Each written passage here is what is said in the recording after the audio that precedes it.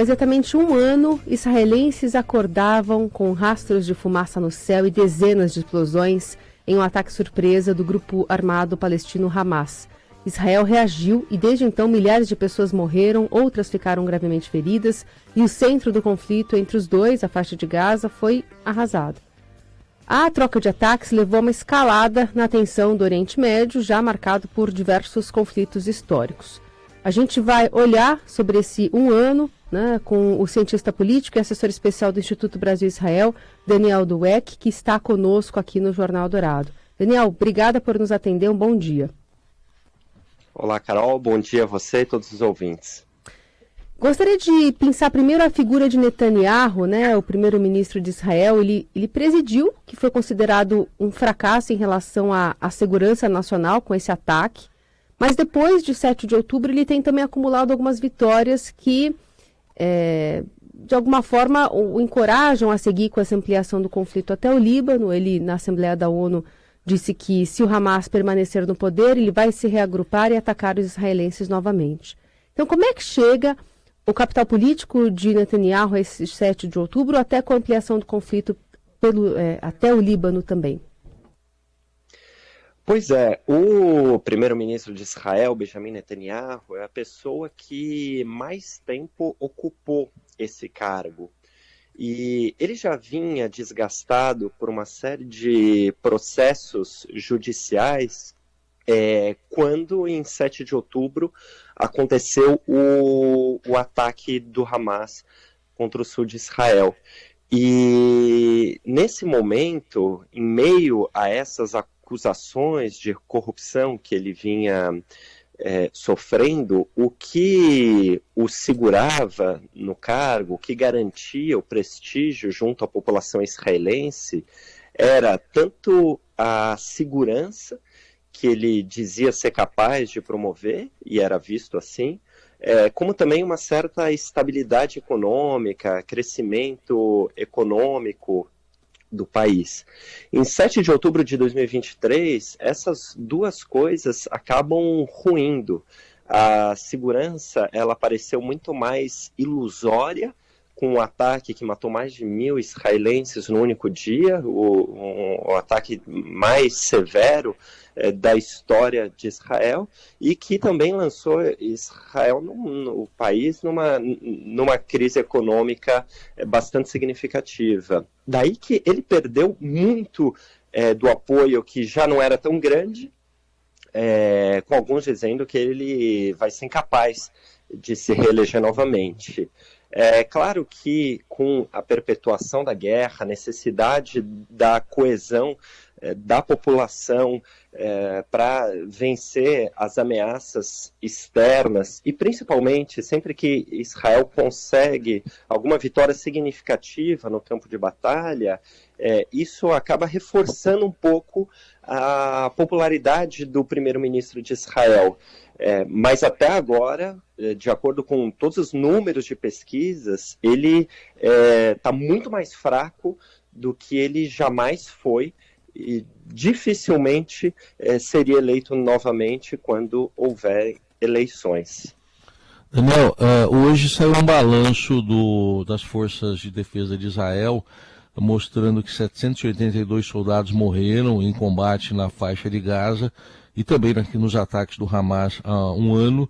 E do lado palestino a informação do Ministério da Saúde é de 42 mil mortes. É bom lembrar que ainda temos aí mais de 100 reféns em poder do Hamas. Mas você citava aí o Netanyahu, quando a guerra eclodiu, né, quando Israel respondeu ao ataque tendo que iniciar a guerra, ele falou em aniquilar o Hamas e agora também, recentemente, falou em aniquilar o Hezbollah. É possível, de fato, aniquilar esses dois grupos? Olha, apesar de um ano de guerra e essas dezenas de milhares de mortes que você mencionou, hoje mesmo, 7 de outubro, Israel acordou em meio a ataques de foguetes vindos de Gaza e que alcançaram a própria região de Tel Aviv, zona central de Israel.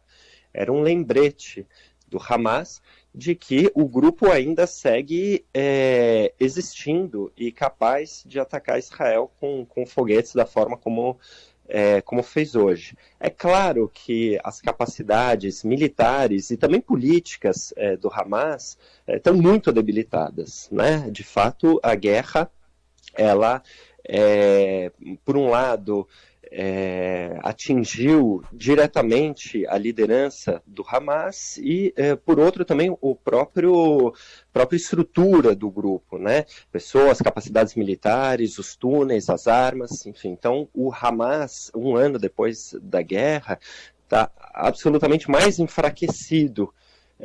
Mas a solução militar, unicamente, ela não é capaz de derrotar plenamente o grupo, né? Ela precisa ser complementada com algum tipo de solução política. Tem algumas alternativas que vêm sendo estudadas, talvez a oferta do exílio para algumas lideranças do Hamas que ainda estão vivas e seguem atuando em Gaza, a troca de poder, ou pelo menos a composição de um governo palestino com outros grupos, não só com Hamas. Enfim, apenas a solução militar, que não foi capaz de terminar com Hamas na faixa de Gaza, também não vai ser suficiente, e vai ser muito mais difícil, inclusive, para lidar com outras ameaças regionais, como a do Hezbollah no Líbano. Sim, e também a dúvida, né, mesmo se conseguirem destruir o Hamas depois, né, quem que vai governar Gaza, construir, o que fazer com as pessoas que vivem lá, né, professor? Pois existe no horizonte a perspectiva de que a autoridade palestina, que é o grupo, ou digamos assim, o governo legítimo palestino, que hoje está na Cisjordânia e que foi expulso da faixa de Gaza em 2007 pelo próprio Hamas, possa assumir o governo, ainda que em conjunto com outras facções que operam na faixa de Gaza. Mas é claro que isso gera questões dentro da sociedade palestina, né? E vai ser necessário entender como é que a população de Gaza está enxergando o papel desses grupos um ano depois da guerra, e que é quem deve, em última instância, decidir sobre o seu futuro. E Daniel, e o potencial dessa outra, acho que podemos chamar de guerra, contra o Hezbollah, é um potencial para um ano também, para daqui a um ano a gente está falando ainda desse conflito? Olha, eu espero muito que não, e a perspectiva é que, diante de um acordo de cessar-fogo, todas as frentes da guerra sejam terminadas simultaneamente. Um dos objetivos do Hezbollah é aumentar a pressão e o desgaste do exército de Israel, da sociedade israelense, que tem que lutar em duas frentes, no sul e no norte. Mas com um acordo de cessar-fogo, a expectativa é que as duas frentes elas cessem.